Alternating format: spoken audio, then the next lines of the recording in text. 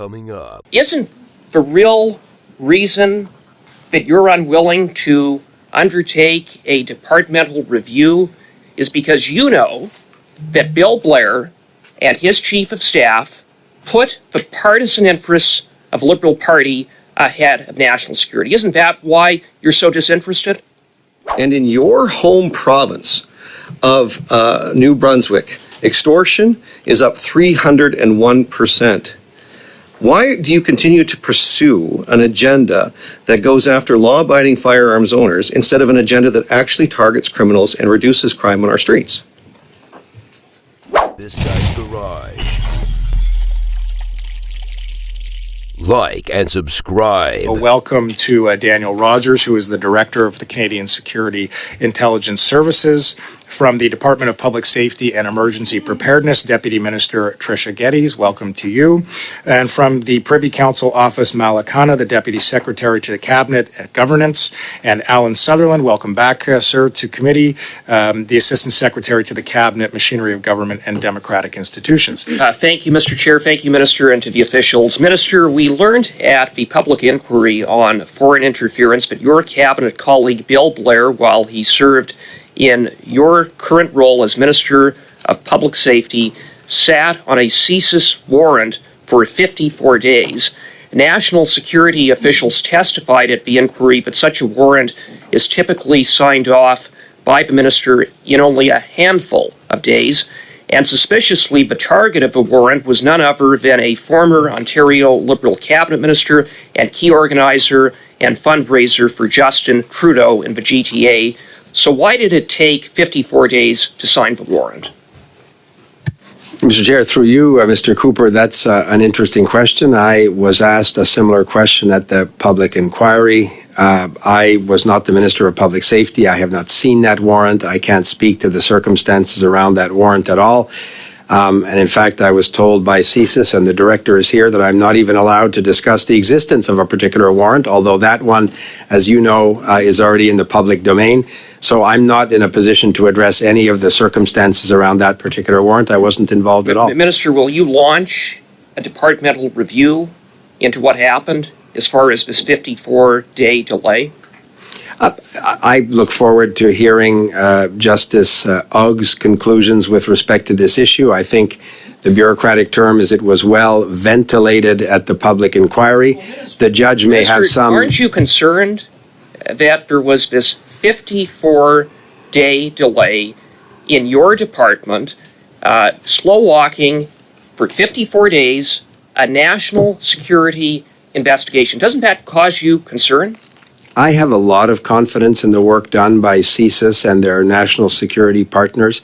I regularly have briefings on warrants that I'm asked to sign. CSIS went to the minister's chief of staff after no action was taken on day 13. After the minister's chief of staff was briefed, the minister continued to sit on that warrant for all the way to 54 days. Isn't the real reason that you're unwilling to undertake a departmental review is because you know that Bill Blair and his chief of staff put the partisan interests of the Liberal Party ahead of national security? Isn't that why you're so disinterested? Absolutely not, Mr. Cooper. You can make up a series of suppositions and allegations here. You have... Why not undertake a review? Again, Mr. Cooper, these are amongst the most sensitive intelligence instruments that CSIS and the Public Safety Department have. I've never heard of an internal departmental review with respect to a specific warrant. The department provides me advice with respect to every warrant that I'm asked to sign.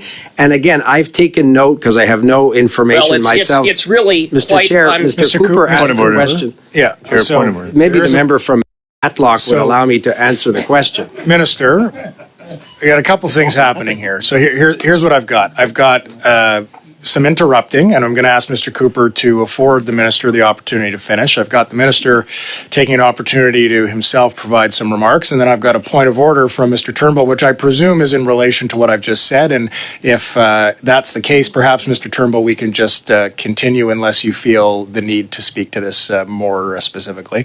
All right. I paused the clock. Minister, I'm going to turn the floor back over to you, and I'm not even going to start the clock again for just a few seconds to be fair here.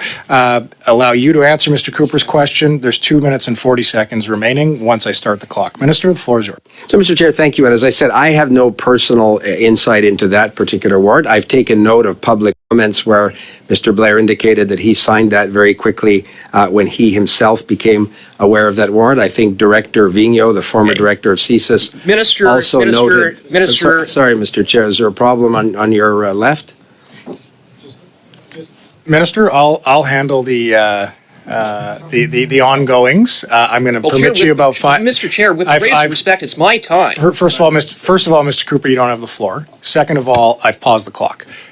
Minister, in about 10 seconds, if you can wrap that up, please, and then I'm going to start the clock again, to be fair to Mr. Cooper, and allow him the opportunity to continue with his line of questioning. Go ahead, Minister. Mr. Chair, thank you. I would just draw the committee's attention and Mr. Cooper's attention to public comments that I had noted from former Director Vigneault about his level of comfort in terms of the time that this has taken. But my only insight into that are public comments I've seen. But we look forward, of course, to Justice Huggs addressing this issue should she decide to do so. Did Bill Blair, his chief of staff, or anyone in the minister's office tip off the former Ontario Liberal cabinet minister that he was a target of a CSIS warrant? Again, I congratulate Mr. Cooper on your fishing expedition. I was Minister of Fisheries and Oceans myself. I understand that kind of activity. Again, Mr. Chair, have no insight into that. I would, of course, Mr. Cooper being... I would note, Minister, that PMO officials were caught tipping off the member for Don Valley North, or at least he was tipped off, and the only persons briefed were officials within the PMO who had national security clearances. So it's happened before. So I put it to you again, how can you be certain that the former Liberal cabinet minister was not tipped off after a long 54-day delay when you haven't even bothered to undertake a review? Again, there's no evidence, Mr. Cooper, of what you just alleged around PMO officials tipping off MPs. Well, then just undertake a review. Why not clear the air and undertake a review? 54 days of delay to protect this Liberal kingpin. Again, Mr. Cooper, those are your suppositions, and I get that you're doing this so you can have nice clips for social media. It doesn't mean that what you're saying is in fact accurate or real. Well, it is accurate that there was an unprecedented 54-day delay involving a national security investigation that was slow-walked, but just happened to concern a former Liberal cabinet minister and key organizer and fundraiser for the Prime Minister. Just a coincidence? What is a coincidence is that you keep making up things, for example, that somebody tipped off this particular individual. I asked you, do you have any information in that regard? Can you provide the assurance that that didn't happen? Mr. Cooper, I've got a point of order. Ms. O'Connell. Chair, out of respect of interpreters, it's incredibly difficult to have two people speaking at one time. The member opposite can ask his questions and then allow time for a response, or else we're not going to have interpretation and they'll lose their time altogether. So I think it would suit everyone to allow that respect here. Colleagues, I would tend to agree with Ms. O'Connell here. We do have to be respectful of the fact that we've got interpreters trying to do work that serves us and the public interest. I have tried to be very fair in pausing the clock here in order to not allow points of order to take away. However, at some point, we're going to have to keep going. Otherwise, the minister is going to have to go back to Montreal and get himself a Schwartz's sandwich for lunch. So, Cooper, the floor is yours for 20 seconds. Minister, again, why not undertake a review? Mr. Chair, the deputy informs me that there have never been reviews around the particular issue of a specific warrant. There's a well-known process by law in terms of how these warrants are handled. We think that Justice Hugg, who has ventilated this issue in public hearings and perhaps in in-camera hearings, I don't know, would be in the best position to offer views on this.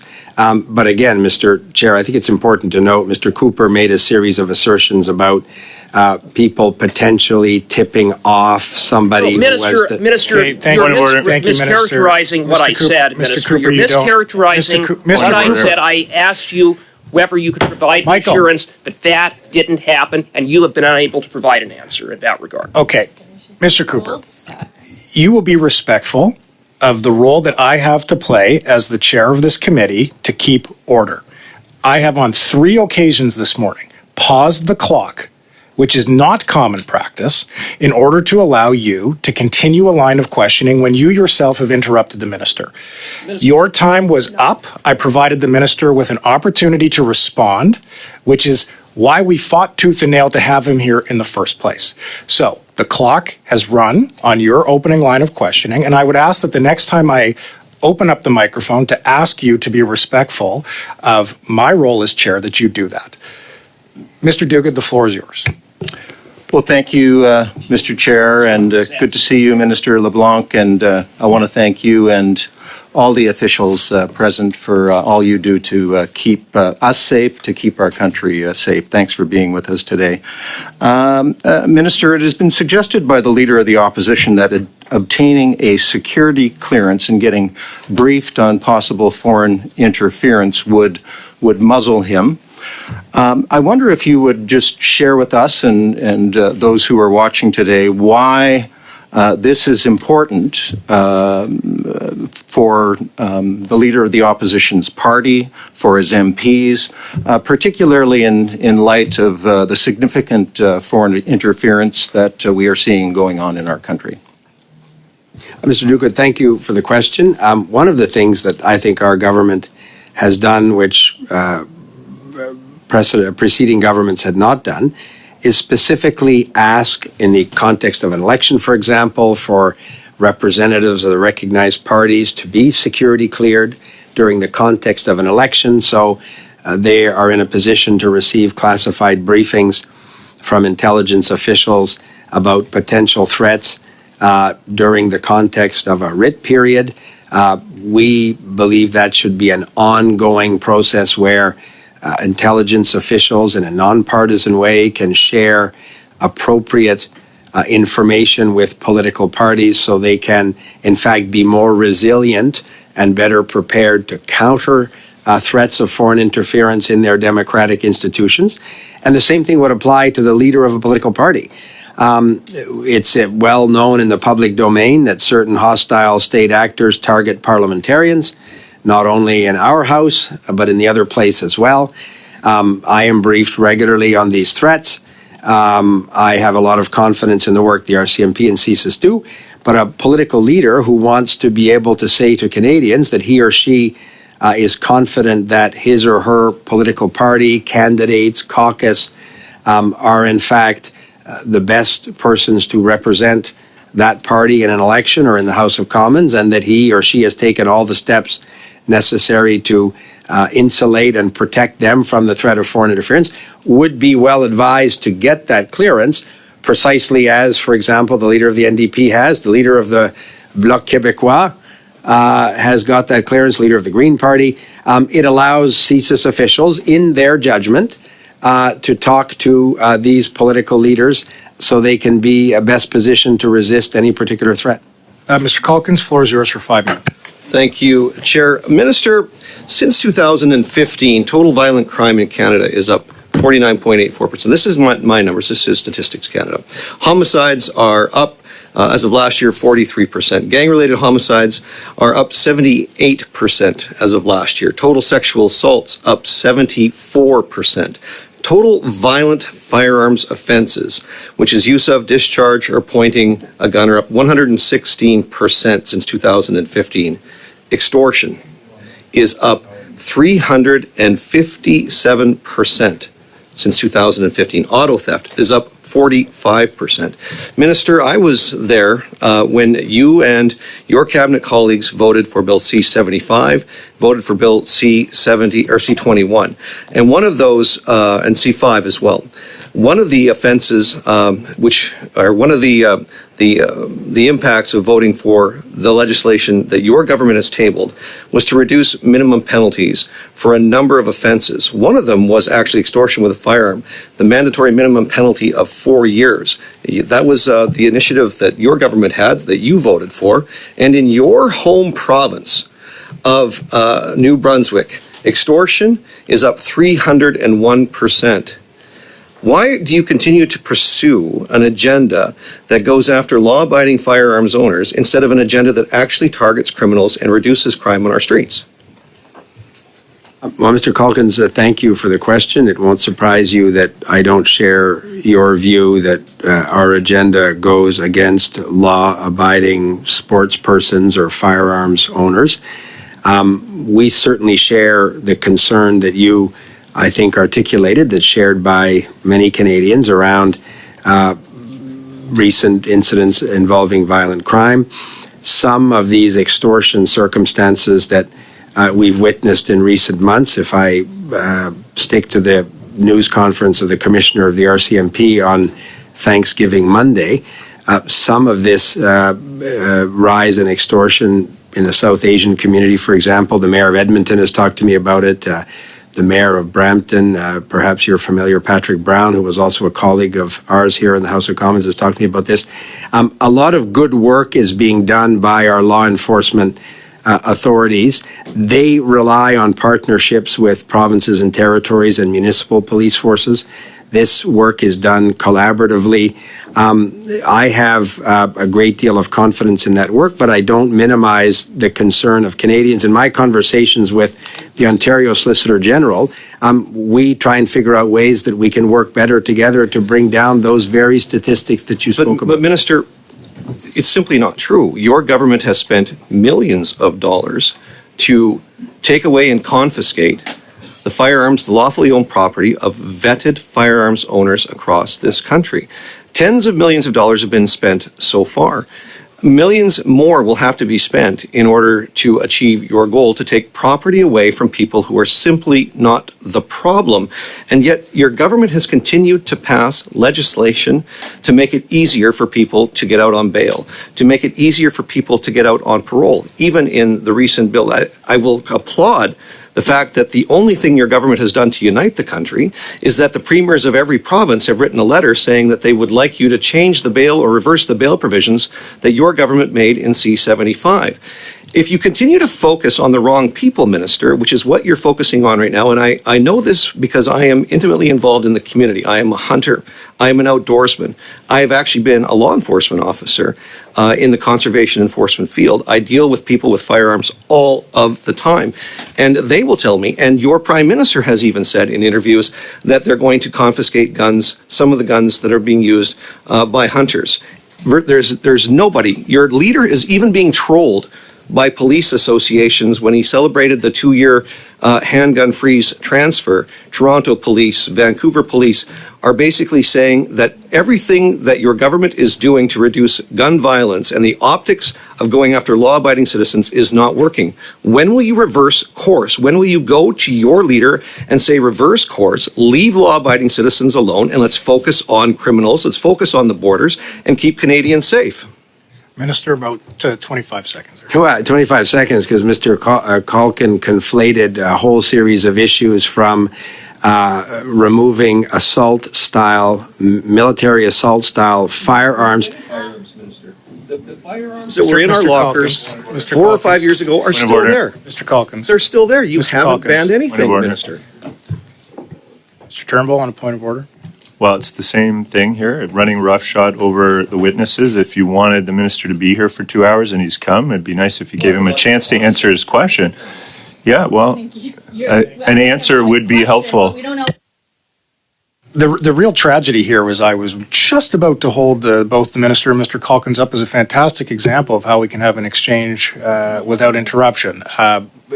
Colleagues, We've seen recently a number of incidents involving, protesters, and everyone has a right to protest. But when it crosses the line, I want to speak a little bit about your role, keeping in mind that we have different layers in the sense of Parliamentary Protective Services, we have Ottawa Police here in the precinct, and then when we're in our ridings, we have local police that would have a responsibility. So I want to specifically ask about your role. Even just yesterday, I saw one of our parliamentary colleagues being escorted across the street while people screamed at her, "The PPS can't save you, you better bring in the RCMP," which I found as a direct threat of intimidation.